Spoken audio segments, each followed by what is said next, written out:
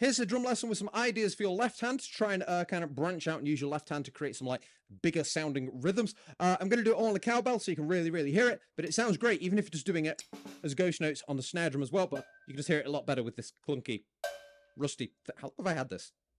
This thing's like older than me, but anyway, so...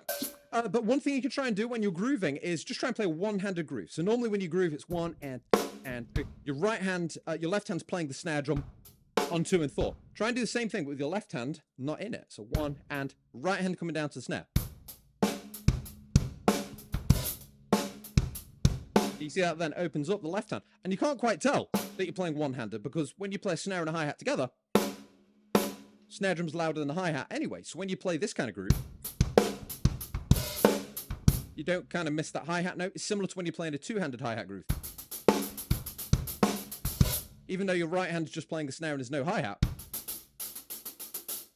you don't hear that on the hi-hat, you hear... because the snare's louder than the hi-hat anyway. It's the same kind of illusion. And then your left hand, you just want to try and do various rhythms. So see if you can keep that going. And just start with...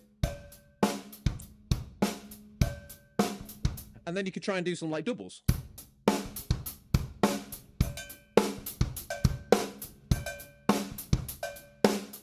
And see if you can try and come up with some different rhythms. And then you go for like groups of 3.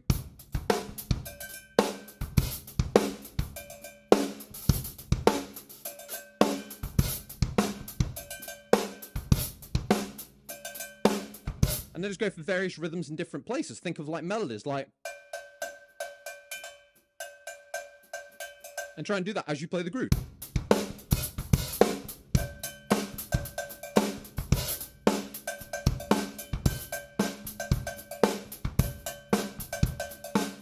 Now, if you don't have a cowbell, again, even down here on the snare drum as a ghost note.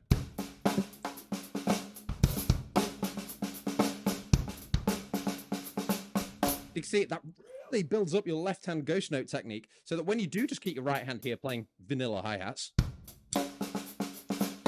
you can come up with some really cool things that interlace that. Just remember, they'll either be together, or the left hand will be in between. They're usually the places if you're in a 16th note placement. Now, obviously, I'm not going to go into it now, but you can go into triplet patterns with right, left, left, for example. There's little things you can do there. 30-second notes will not go there. You know, or little diddles. Double strokes, right, right, left, left. Okay, we're going to 30-second notes. Okay, we'll go there, but right, right, left, left.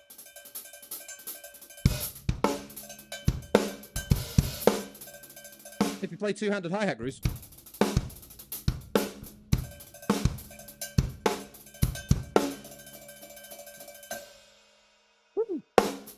you get the idea. You can have a lot of fun with that. Now, that's obviously just a cowbell. I've kind of got it on a little mount thing on my left. If you want this kind of thing, they're good to get into. I'm not endorsed by this because it's like a million years old, but or cowbell on a table, wherever. But, you know, any old thing just to practice your left hand. A second snare drum, something I used to use a lot. So like a really kind of high-pitched snare drum, doing that against your right hand really opens up your playing. But all of this as well, you could be, you know, say you're grooving over here on the ride, do it on your floor tom. So you can do it all with the standard setup. You don't need to buy any extra stuff, but yeah, this kind of thing can be...